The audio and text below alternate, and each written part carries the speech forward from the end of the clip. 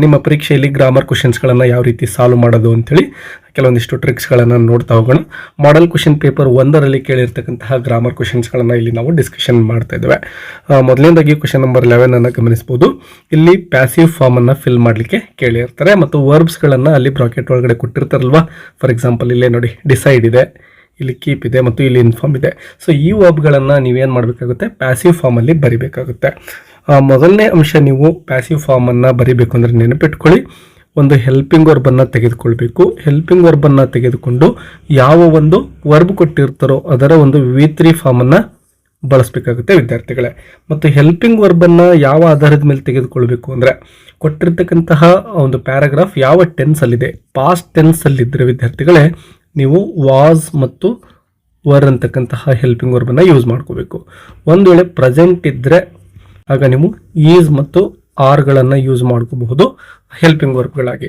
So ಇಲ್ಲಿ ಕೊಟ್ಟಿರ್ತಕ್ಕಂತಹ ಪ್ಯಾರಾಗ್ರಾಫಲ್ಲಿ tension ಕಂಡುಹಿಡಿಯೋದು ಹೇಗೆ ಅಂದರೆ ವರ್ಬ್ಗಳನ್ನು ಗಮನಿಸಬೇಕು. For example, the ministers felt it difficult ಅಂತ ಇದೆ ನೋಡಿ, ಫೆಲ್ಟ್ ಇದೆ ನೋಡಿ. ಸೊ ಫೆಲ್ಟ್ ಇರೋದು ಪಾಸ್ಟ್ ಟೆನ್ಸ್ ಆಗಿದೆ, ಫೀಲ್ ಫೆಲ್ಟ್ ಅಂತೇಳಿ. ಸೊ ಪಾಸ್ಟಲ್ಲಿ ವರ್ಬ್ ಕಾಣಿಸುತ್ತೆ ನಮಗೆ, ಹಾಗಾಗಿ ಈ ಒಂದು ಸ್ಟೇಟ್ಮೆಂಟ್ ಏನಿದೆ ಅಥವಾ ಇಲ್ಲಿ ಏನು ಕೊಟ್ಟಿರ್ತಕ್ಕಂತಹ ಪ್ಯಾರಾಗ್ರಾಫ್ ಇದೆಯೋ ಇದು ಪಾಸ್ಟ್ ಟೆನ್ಸಲ್ಲಿದೆ ಅಂತೇಳಿ. ಅದ್ರ ಜೊತೆಗೆ ನೋಡಿ, ಹಿ ಅಗ್ರೀಡ್ ಅಂತ ಇದೆ ಅಲ್ವಾ, ಇದು ಕೂಡ ಪಾಸ್ಟ್ ಟೆನ್ಸಲ್ಲಿದೆ. ಮತ್ತು ದೇ ಪ್ಲೇಸ್ಡ್ ಅಂತ ಇದೆ ನೋಡಿ. ಸೊ ಎಲ್ಲ ವರ್ಬ್ಗಳನ್ನು ಗಮನಿಸಿದಾಗ ನಮಗೆ ಇದು ಪಾಸ್ಟ್ ಟೆನ್ಸಲ್ಲಿರೋ ಪ್ಯಾರಾಗ್ರಾಫ್ ಅಂತ ಅರ್ಥ ಆಗುತ್ತೆ. ಸೊ ಈಗ ನಾವು ಯೂಸ್ ಮಾಡಬೇಕಾಗಿರೋ ಹೆಲ್ಪಿಂಗ್ ವರ್ಬ್ ವಾಸ್ ಅಥವಾ ವರ್ಗಳಾಗಿರ್ತವೆ. ಸಿಂಗ್ಯುಲರ್ ಇದ್ದರೆ ಸಬ್ಜೆಕ್ಟ್ ವಾಸನ್ನು ಯೂಸ್ ಮಾಡಿ, ಒಂದು ವೇಳೆ ಸಬ್ಜೆಕ್ಟ್ ಪ್ಲೂರಲ್ ಆಗಿದ್ದರೆ ವರ್ ಅಂತೇಳಿ ನೀವು ಫಿಲ್ ಮಾಡಬೇಕಾಗುತ್ತೆ. ಬನ್ನಿ ಈಗ ಒಂದೊಂದೇ ವರ್ಬನ್ನು ಫಿಲ್ ಮಾಡೋಣ. The ministers felt it difficult to carry out the death sentence, therefore it ಅಂತ ಇದೆ. ಸೊ ಇಟ್ ಅಂತಕ್ಕಂಥದ್ದು ವಿದ್ಯಾರ್ಥಿಗಳೇ ಸಿಂಗ್ಯುಲರ್ ಆಗಿದೆ. ಸೊ ಇಲ್ಲಿ ಡಿಸೈಡ್ಗಿಂತ ಮೊದಲು ನಾವು ವಾಸ್ ಅಂತ ಬರಿತೇವೆ ಮತ್ತು ಡಿಸೈಡ್ ಇರೋದನ್ನ ಡಿಸೈಡೆಡ್ ಅಂತೇಳಿ ಪಾಸ್ಟ್ ಟೆನ್ಸಲ್ಲಿ ಪಾಸ್ಟ್ ಪಾರ್ಟಿಸಿಪಲ್ ಅಲ್ಲಿ ಅಂದರೆ V3 ಫಾರ್ಮಲ್ಲಿ ಬರಿತೇವೆ ವಿದ್ಯಾರ್ಥಿಗಳೇ. ಇನ್ನು ನೆಕ್ಸ್ಟ್ ದಿಸ್ ಅಂತ ಇದೆ. ದಿಸ್ ಅಂತಕ್ಕಂಥದ್ದು ಅಷ್ಟೇ ಸಿಂಗ್ಯುಲರ್ ಆಗಿದೆ. ಸೊ ಇಲ್ಲೂ ಕೂಡ ವಾಸ್ ಹೆಲ್ಪಿಂಗ್ ವರ್ಬ್ ತಗೊಳ್ಬೇಕು ಮತ್ತು ಇನ್ಫಾರ್ಮ್ ಇರೋದನ್ನ ಇನ್ಫಾರ್ಮ್ಡ್ ಅಂತೇಳಿ ಪಾಸ್ಟ್ ಟೆನ್ಸಲ್ಲಿ ಪಾಸ್ಟ್ ಪಾರ್ಟಿಸಿಪಲ್ ಅಲ್ಲಿ ಅಂದರೆ V3 ಫಾರ್ಮಲ್ಲಿ ಬರೀತೇವೆ.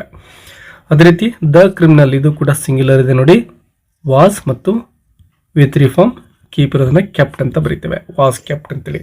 ಸೊ ಈ ರೀತಿ ನೀವು ಏನು ಮಾಡಬೇಕು, ಹೆಲ್ಪಿಂಗ್ ವರ್ಬನ್ನು ತೆಗೆದುಕೊಂಡು V3 ಫಾರ್ಮ್ಸನ್ನು ಫಿಲ್ ಮಾಡಿ.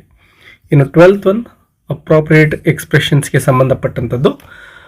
ಇಲ್ಲಿ ಗಮನಿಸಬಹುದು, ಕೊಟ್ಟಿರ್ತಕ್ಕಂತಹ ಒಂದು ಬ್ರಾಕೆಟ್ ಒಳಗಡೆ ಕೊಟ್ಟಿದ್ದಾರೆ ಕೆಲವೊಂದಿಷ್ಟು ಎಕ್ಸ್ಪ್ರೆಷನ್ಸ್ನ. ಇನ್ಎಫಿಕ್ಸ್ ಅಂತ ಇದೆ. ಸೊ ಇನ್ಎಫಿಕ್ಸ್ ಅಂದರೆ ಕನ್ಫ್ಯೂಸ್ ಆಗ್ತಕ್ಕಂಥದ್ದು ಅಂತೇಳಿ, ಮತ್ತು ಗಿವನ್ ಅಪ್ ಅಂದರೆ ಕೈ ಚೆಲ್ಲಿ ಬಿಡೋದು ಅಂತೇಳಿ, ಮತ್ತು ಫೇಸ್ ಲಿಟ್ ಅಪ್ ಅಂದರೆ ಮುಖ ಹೊಳೆಯೋದು ಅಥವಾ ಒಂದು ಉಲ್ಲಾಸ ನೋಡೋದು, ಹೊಸ ವಿಚಾರ ಬರ್ತಕ್ಕಂಥದ್ದು ಅನ್ನೋ ಮೀನಿಂಗನ್ನು ಕೊಡ್ತಾ ಇದೆ. Rufus dash when he was offered money to vote for ಮಡುಕಾ ಅಂತ ಇದೆ. ಸೊ ಇಲ್ಲಿ ಫೇಸ್ ಲಿಟ್ ಅಪ್ ಅಂತಕ್ಕಂಥದ್ದು ಮೊದಲಿಗೆ ಆನ್ಸರ್ ಬರ್ತಾ ಇದೆ. ಸೊ ಇಲ್ಲಿ ನೀವು ಫೇಸ್ ಲಿಟ್ ಅಪ್ ಅಂತ ಬರಿಬೇಕು. ನೆಕ್ಸ್ಟ್ ನೋಡಿ, but on the day of election he was dash ಅಂತ ಇದೆ. ಸೊ ಇಲ್ಲಿ ಕನ್ಫ್ಯೂಸ್ ಆಗ್ತಾನೆ, ಅವನು ಯಾರಿಗೆ ವೋಟ್ ಹಾಕಬೇಕು ಅಂತೇಳಿ. ಸೊ ಕನ್ಫ್ಯೂಸ್ ಅಂತ ಮೀನಿಂಗ್ ಬರ್ತಕ್ಕಂಥದ್ದು ಇನ್ಎಫಿಕ್ಸ್ ಅಂತಕ್ಕಂಥದ್ದು, ಇನ್ಎಫಿಕ್ಸ್ ಅಂತ ಫಿಲ್ ಮಾಡಬೇಕಾಗುತ್ತೆ. ಸೊ ಮೀನಿಂಗನ್ನು ನೀವು ಸರಿಯಾಗಿ ಅರ್ಥ ಮಾಡಿಕೊಂಡು ಈ ಬ್ಲ್ಯಾಂಕ್ಸ್ಗಳನ್ನು ಫಿಲ್ ಮಾಡಿ. ಇನ್ನು ಪ್ರೊನೌನ್ಗೆ ಸಂಬಂಧಪಟ್ಟಂಥದ್ದು ಯಾರು ಕೂಡ 5 ಅಂಕಗಳನ್ನು ಮಿಸ್ ಮಾಡಿಕೊಳ್ಳೇಬೇಡಿ. ಇಲ್ಲಿ ನೋಡಿ ಕೆಲವೊಂದಿಷ್ಟು ಕ್ಲೂಗಳನ್ನು ಹೇಳ್ತೇನೆ ವಿದ್ಯಾರ್ಥಿಗಳೇ.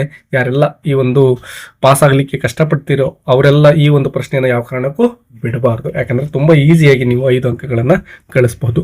ಪ್ರೊನೌನ್ ಮತ್ತು ನೌನ್ಗಳನ್ನು ನಾವಿಲ್ಲಿ ಮ್ಯಾಚ್ ಮಾಡಬೇಕಾಗುತ್ತೆ. ಸೊ ಇಲ್ಲೇನು ಬೋಲ್ಡ್ ಲೆಟರ್ಸಲ್ಲಿ ಕೊಟ್ಟಿದ್ರಲ್ವ, ಇವೆಲ್ಲ ಪ್ರೊನೌನ್ಗಳಾಗಿದ್ದಾವೆ. ಇವುಗಳನ್ನು ಯಾವ ನೌನ್ ಬದಲಾಗಿ ಬಳಸಿದ್ದಾರೆ ನೋಡಿ. ಪ್ರೊನೌನ್ ಅಂದರೆ ನಾಮಪದದ ಬದಲಾಗಿ ಅಥವಾ ನೌನ್ ಬದಲಾಗಿ ಬಳಸ್ತಕ್ಕಂಥದ್ದು ಅಂತೇಳಿ. ಸೊ ಇಲ್ಲಿ ಮೊದಲನೇದು ಗಮನಿಸಬಹುದು, ವಿಚ್ ಅಂತ ಇದೆ. ಯಾರನ್ನ ಕುರಿತು ಬಳಸಿದ್ದಾರೆ ನೋಡೋಣ. Mother Teresa was born on 26th August 1910 in Skopje. Which ನೋಡಿ, ಸ್ಕಾಪ್ಜೆ ಅಂತಕ್ಕಂಥದ್ದಕ್ಕೆ ವಿಚ್ ಅಂತ ಪ್ರೊನೌನನ್ನು ತೆಗೆದುಕೊಂಡಿದ್ದಾರೆ. ಸೊ ಇಲ್ಲಿ ಫಸ್ಟ್ ಒನ್ ವಿಚ್ ಅಂತ ಕೊಟ್ಟಿದ್ದಾರಲ್ವಾ, ಇದಕ್ಕೆ ಏನು ಮಾಡಬೇಕು ಅಂದರೆ ಸ್ಕಾಪ್ಜೆ ಅಂತಕ್ಕಂಥದ್ದನ್ನು ಮ್ಯಾಚ್ ಮಾಡಿ ನೀವು ಬರಿಬೇಕಾಗುತ್ತೆ.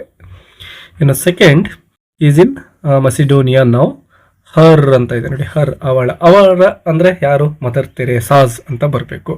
ಸೊ ಇಲ್ಲಿ ಪೊಸಿಷನ್ ಇರೋದ್ರಿಂದ ನೋಡಿ, ಇಲ್ಲಿ ಗಮನಿಸಬಹುದು ಮದರ್ ತೆರೇಸಾಸ್ ಅಂತದ್ದು ಕೊನೆಗಿದೆ. ಇಲ್ಲಿ ಮದರ್ ತೆರೇಸಾ ಅಂತಕ್ಕಂಥದ್ದು ಕಾಣಿಸುತ್ತೆ, ಬಟ್ ಇದನ್ನ ಮ್ಯಾಚ್ ಮಾಡೋ ಹಾಗಿಲ್ಲ. ಸೊ ಇಲ್ಲಿ ಹರ್ ಅನ್ನಲಿಕ್ಕೆ ಮದರ್ ತೆರೇಸಾಸ್ನ ಫಿಲ್ ಮಾಡಿ. ಇನ್ನು ನೆಕ್ಸ್ಟ್ ಹೋಗೋಣ. Father was Nikola Bojaxhiu who was a simple business man.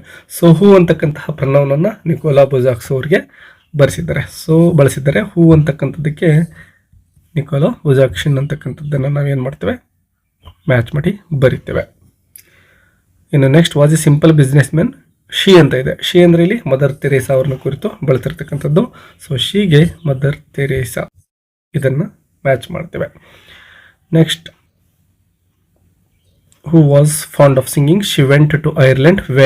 Wear ನೋಡಿ, ವೇರನ್ನು ಯಾವುದಕ್ಕೆ ಬಳಸಿದ್ದಾರೆ, ಐರ್ಲೆಂಡ್ ಅದರ ಪರವಾಗಿ ಬಳಸಿದ್ದಾರೆ. ಸೊ ವೇರ್ ಅನ್ನಲಿಕ್ಕೆ ಐರ್ಲ್ಯಾಂಡನ್ನು ಬರಿತೇವೆ ವಿದ್ಯಾರ್ಥಿಗಳೇ. ಸೊ ಈ ರೀತಿ ನೀವು ಮ್ಯಾಕ್ಸಿಮಮ್ ನೋಡಿ ಆ ಒಂದು ಪ್ರನೌನ್ ಏನು ಕೊಟ್ಟಿರ್ತಾರೋ ಅದ್ರ ಹಿಂದ್ಗಡೆನೆ ನೌನ್ ಇರುತ್ತೆ. ಸೊ ಅಲ್ಲಿ ಹುಡುಕಿ ಸರಿಯಾಗಿ ಆನ್ಸರ್ ಮಾಡಿ. 1 ನಿಮಿಷ ಎಕ್ಸ್ಟ್ರಾ ತೊಗೊಂಡ್ರೂ ಪರವಾಗಿಲ್ಲ, ಯಾವ ಕಾರಣಕ್ಕೂ ಇದನ್ನು ಮಿಸ್ ಮಾಡೋಕ್ಕೆ ಹೋಗ್ಬಿಡಿ. ಇನ್ನು ಪ್ರಶ್ನೋತ್ತರಗಳಾದ ಮೇಲೆ ಪ್ಯಾಸೇಜ್ ಕೊಟ್ಟಿರ್ತಾರೆ, ಯು ಕ್ಯಾನ್ ಆನ್ಸರ್ ದಿಸ್, ಕೇರ್ಫುಲ್ಲಾಗಿ ಆನ್ಸರ್ ಮಾಡಿ.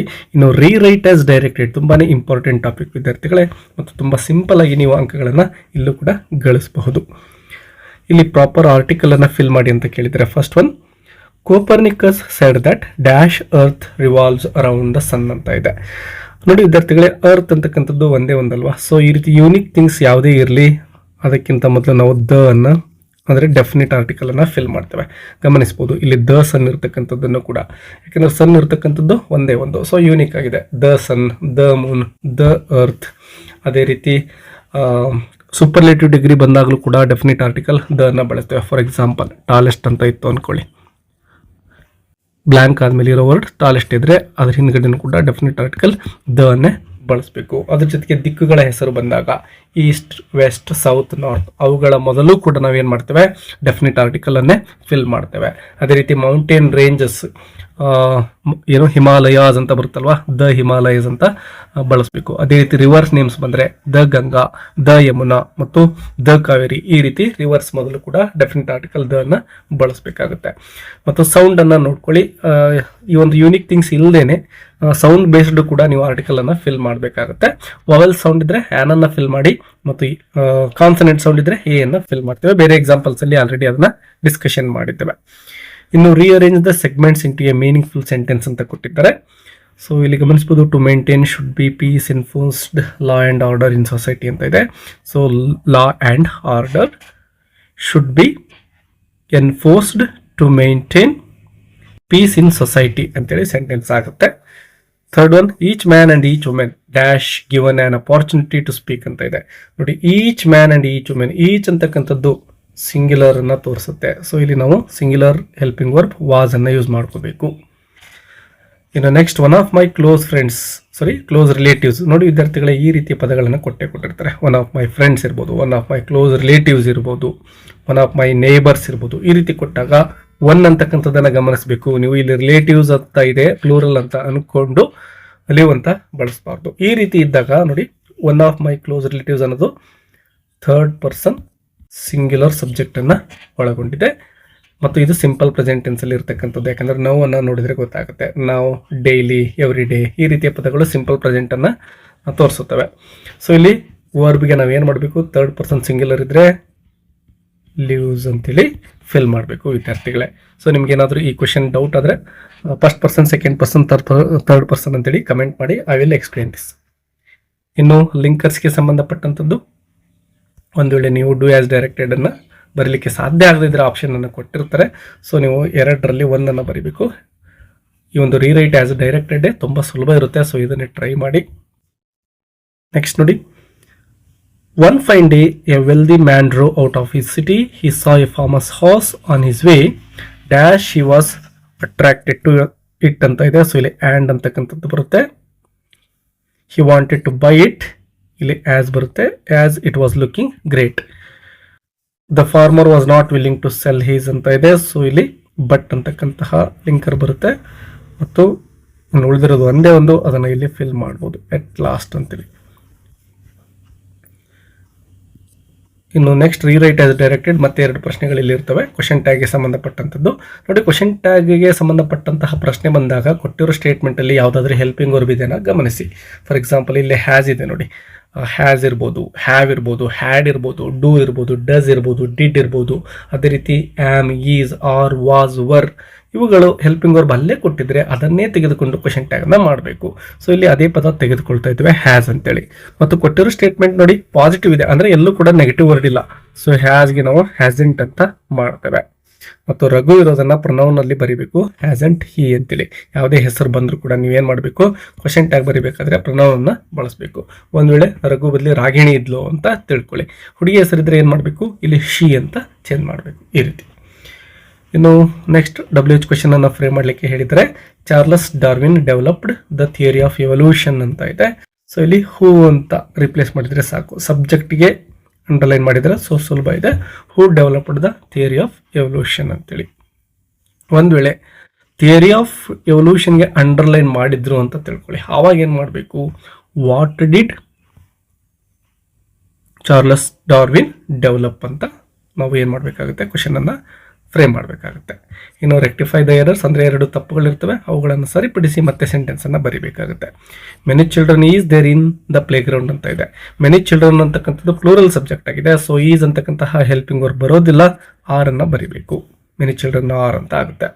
ಇನ್ನು next when you are living in France ಅಂತ ಇದೆ. ನೋಡಿ WH ಕ್ವೆಶನ್ಸ್ ಅನ್ನ ಫ್ರೇಮ್ ಮಾಡಬೇಕಾದ್ರೆ ನಾವು WH ವರ್ಡ್ ಆದಮೇಲೆ ಒಂದು ಹೆಲ್ಪಿಂಗ್ ವರ್ಬ್ ಅನ್ನು ತೆಗೆದುಕೊಳ್ಳೋದು ಕಾಮನ್ ಅಲ್ವಾ. ಸೊ ಇಲ್ಲಿ ಇವೆರಡು ಎಕ್ಸ್ಚೇಂಜ್ ಆಗಬೇಕು. ಆರ್ ಈ ಕಡೆ ಬರಬೇಕು, ನೀವು ಈ ಕಡೆ ಹೋಗಬೇಕಾಗುತ್ತೆ. When are you living to France ಅಂತ ಈ ಸೆಂಟೆನ್ಸ್ ಅನ್ನ ನೀವು ಬರೀಬೇಕು. ಇನ್ನು 2 ಅಂಕದ ಮತ್ತೊಂದು ಪ್ರಶ್ನೆ, ತುಂಬಾ ಸುಲಭ ಇರತಕ್ಕಂಥದ್ದು. ಕೊಟ್ಟಿರೋ ಈ ಒಂದು 3 ಲೈನ್ಸ್ ಏನು ಕೊಟ್ಟಿದ್ರು ಅಲ್ಲೇ ಉತ್ತರ ಸಿಗ್ತಾ ಇರುತ್ತೆ ನಿಮಗೆ. The back bone of country, ಇಲ್ಲೇ ಗಮನಿಸಬಹುದು, farmers are the back bone of country ಅಂತ ಇದೆ. ಸೊ ಇಲ್ಲಿ ನೀವೇನು ಮಾಡಬೇಕು, ಫಾರ್ಮರ್ಸ್ ಅಂತ ಫಿಲ್ ಮಾಡಿದ್ರೆ ಸಾಕು. ಇನ್ನು ಪ್ರೊವೈಡ್ ಪೀಪಲ್ ಇದೆ, as they provide food and other raw materials. ಇಲ್ಲಿ ಅದರ್ ರಾ ಮೆಟೀರಿಯಲ್ಸ್ ಕೊಟ್ಟಿದ್ದಾರೆ. ಸೊ ಈ ಬ್ಲಾಂಕ್ ಅಲ್ಲಿ ನಾವು ಫುಡ್ ಅನ್ನು ಫಿಲ್ ಮಾಡ್ತೇವೆ. ಇನ್ನು ಮೇಕ್ ಸಿಗ್ನಿಫಿಕೆಂಟ್ ಕಾಂಟ್ರಿಬ್ಯೂಷನ್ ಟು ಅಂತ ಇದೆ. They make significant contribution to a country's economic progress. So ಈ ಪದವನ್ನು ನೀವು ಬರಿಬೇಕಾಗುತ್ತೆ. ಎ ಕಂಟ್ರೀಸ್ ಅಲ್ಲಿ ಇರ್ತಕ್ಕಂಥದ್ದನ್ನ ಎ ಕಂಟ್ರೀಸ್ ಎಕನಾಮಿಕ್ ಪ್ರೋಗ್ರೆಸ್ ಅಂತೇಳಿ ಬರೀರಿ. In the next, however, farmers face many challenges including unpredictable weather patterns, crop failure and debt. ನೋಡಿ ಇಲ್ಲಿ unpredictable weather ಮತ್ತು debt ಎರಡನ್ನು ಅವರು ಕೊಟ್ಟಿದ್ದಾರೆ. ಉಳಿದಿರತಕ್ಕಂಥದ್ದು ಕ್ರಾಪ್ ಫೇಲ್ಯೂರ್ ಅಲ್ವಾ. ಸೊ ಅದನ್ನು ನೀವು ಇಲ್ಲಿ ಫಿಲ್ ಮಾಡ್ತೀರಾ, ಕ್ರಾಪ್ ಫೇಲ್ಯೂರ್ ಅಂತೇಳಿ. ಇನ್ನು ರಿಪೋರ್ಟೆಡ್ ಸ್ಪೀಚ್ ಮತ್ತು ಕಾನ್ವರ್ಜೇಷನ್ ಇವುಗಳನ್ನು ಆಲ್ರೆಡಿ ಸಪ್ರೇಟ್ ವಿಡಿಯೋದಲ್ಲಿ ಇವುಗಳ ಒಂದು ಆನ್ಸರ್ನ ಎಕ್ಸ್ಪ್ಲೇನ್ ಮಾಡಿ ಅಪ್ಲೋಡ್ ಮಾಡಿದ್ದೇನೆ. ಸೊ ಅವುಗಳನ್ನು ವಾಚ್ ಮಾಡಿಕೊಂಡು ನೀವು ಎರಡನ್ನು ಕಲ್ತ್ಕೋಬಹುದು. ಮತ್ತೆ ಸಿಗೋಣ ವಿದ್ಯಾರ್ಥಿಗಳೇ. ವಿಡಿಯೋಗೆ ಒಂದು ಲೈಕ್ ಕೊಡೋದನ್ನು ಮರಿಬೇಡಿ, ಹಾಗೆ ಚಾನಲನ್ನು ಸಬ್ಸ್ಕ್ರೈಬ್ ಮಾಡ್ಕೊಳ್ಳಿ. All the best for your exams.